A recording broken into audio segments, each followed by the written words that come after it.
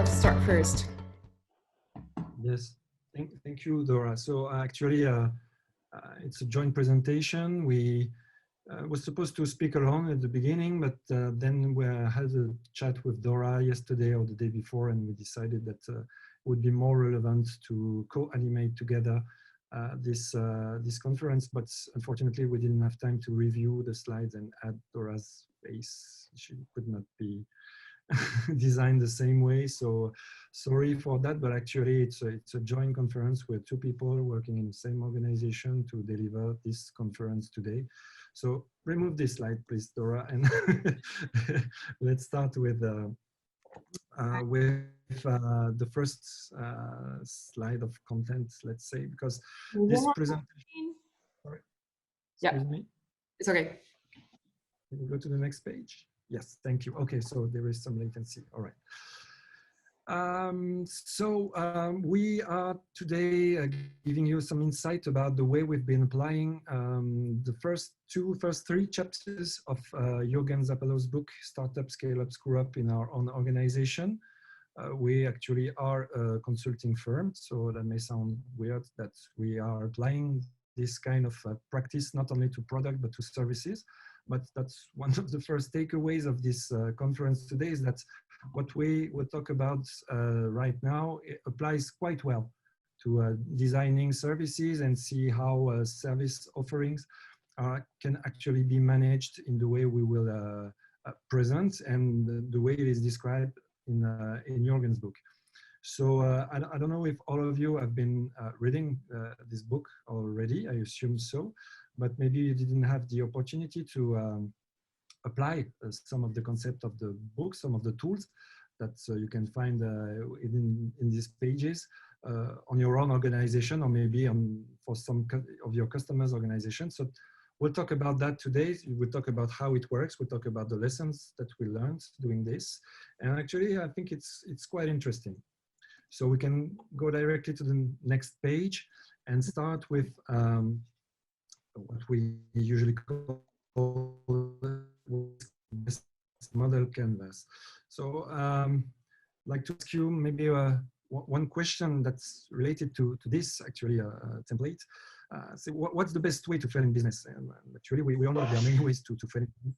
But we fail usually when we make wrong decisions, when we make bad decisions. And sometimes we don't know, of course, that we're making wrong decision. I think psychologically, when you make a decision as a manager, sometimes you know that you're doing the wrong way, you've chosen the wrong path. But sometimes you don't know that because you think you create some kind of framework to get some understanding of your whole environment, and you based your decision making on this framework. So once the framework is set up, once this is it is put into shape, then you use it to analyze your environment and you make your decision based on this framework.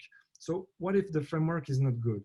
What if actually you caught the reality of your environment at one point in time, but actually this environment changes and you don't feel it, you don't realize it, and you carry on making your decision based on things from the past or things that have changed, and you don't feel it because you set your business model canvas and you don't see it changing. It's quite static, all right? So actually, you've been working with that for yourself and for your customers, and this model is very interesting to catch the reality of one situation at one point in time, but that you have to make it evolve, and sometimes it doesn't fit with the new reality of your own business. So this one has been used for years for quite installed, for quite developed businesses. Sometimes we use some for startups and the beginning of some product design actions. We use another kind of canvas, which is the lean canvas, which is shown in the next page. And the lean canvas, as well as the business model canvas, is built on the same kind of assumptions, actually, that you can describe your business in quite a static way, and that you can use the one framework to design your product or your service and see it evolve over time. We've been using this for years, And we haven't challenged this kind of templates quite much. And actually, there was something, let's say, wrong with working with this kind of templates, is that at some moments in time when you were designing them, you were not able actually to fill all the boxes. I've got, for myself, many experiences working with my customers at the early stages of design of the product, where we were able to fill the upper part of this template, but the cost structure, the revenue stream, sometimes the channels even, we were not really able to work on that because we had the feeling it was too early. So we used to write things down in these boxes, knowing that it was maybe not that relevant, and having the feeling that it was not the right moment to do that kind of things. So that's actually the limitations of this kind of canvases. And in the book, Jurgen Appelo explains quite well that you can challenge these templates, you have to do that, but actually they're not obsolete, they won't be deprecated. It's just that there are moments in time when you have to focus on the problem, the solution, the unique value proposition. And there will be further moments in times going along with the development of your activity where you will be able to fill in some boxes in a more secured way, in a more reliable way, such as the cost structure or the revenue stream. So the assumption within these chapters is that it all relates to the stages of development of your own activity. So on the next page, there is the attempt that was made in the book to describe the 10 stages of development of any activity. And it's summed up under the name of business life cycle, the stages of the business life cycle.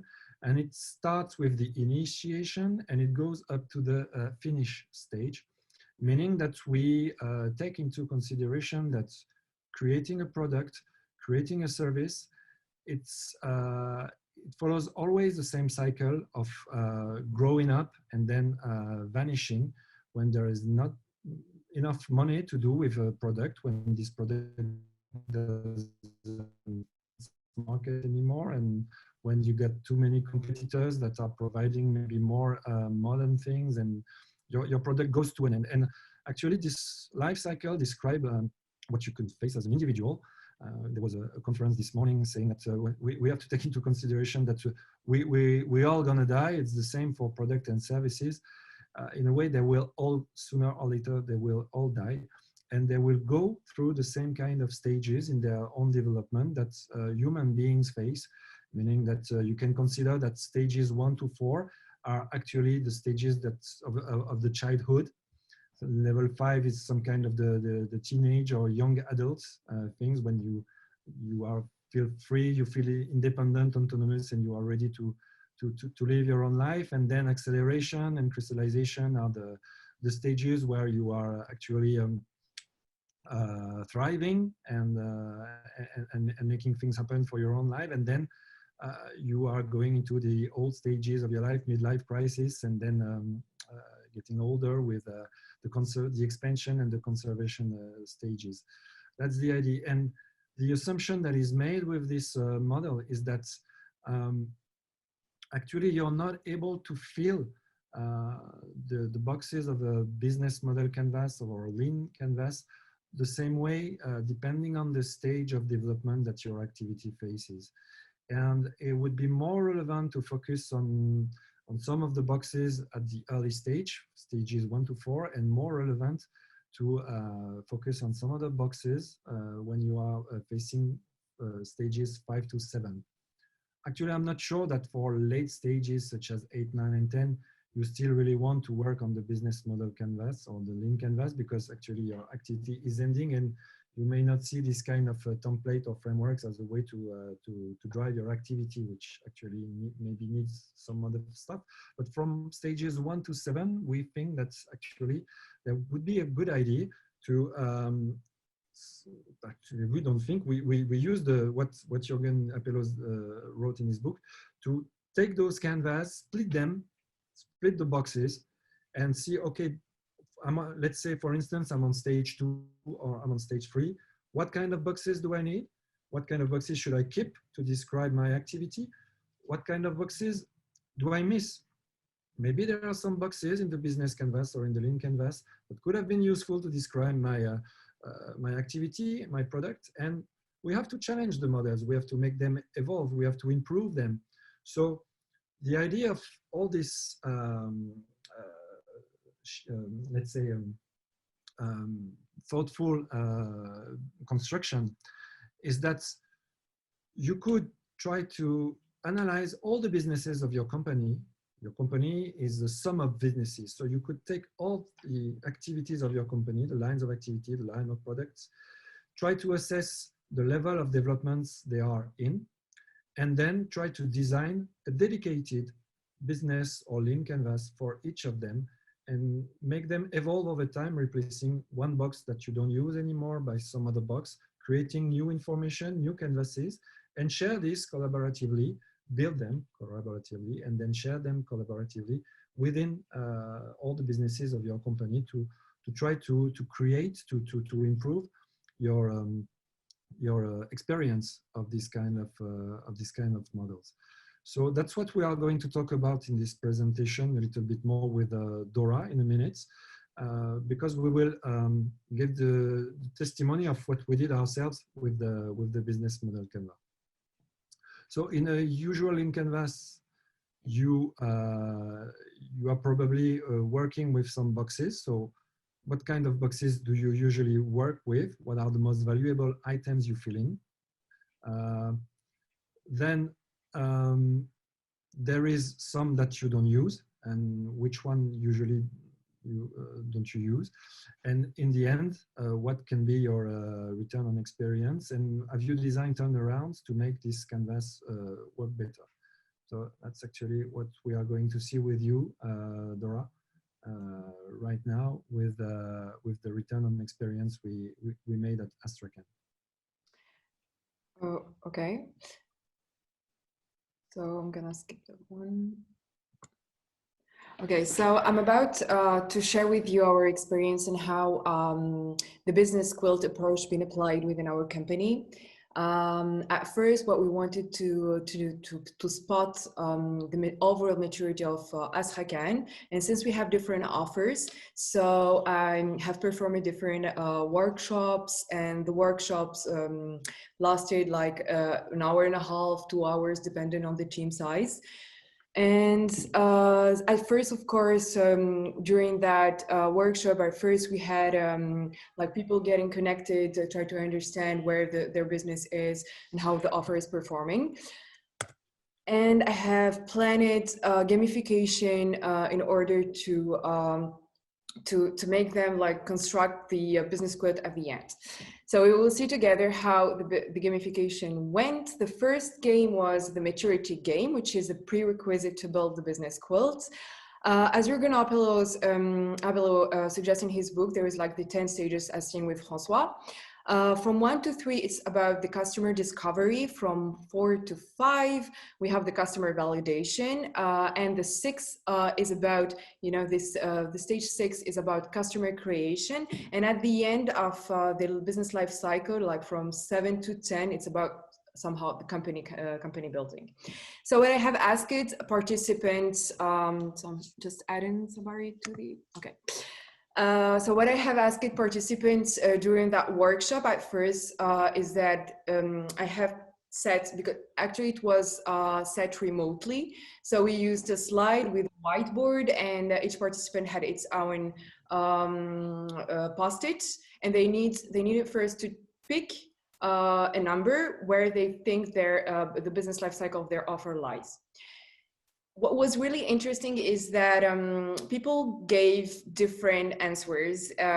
So it was like the first conversation to try to understand what is the maturity of their offer. And it was very interesting because when the answers are quite different, they try to set a clear vision about their offer and to try to discuss and validate a maturity stage during that game. So that was the first part. Then the second part was about, Okay, wait, it's not moving. Yeah, it was about the Business Quilt game. Actually, when we are about remixing the different from the business model Canva and the lean Canva, we have 13 boxes.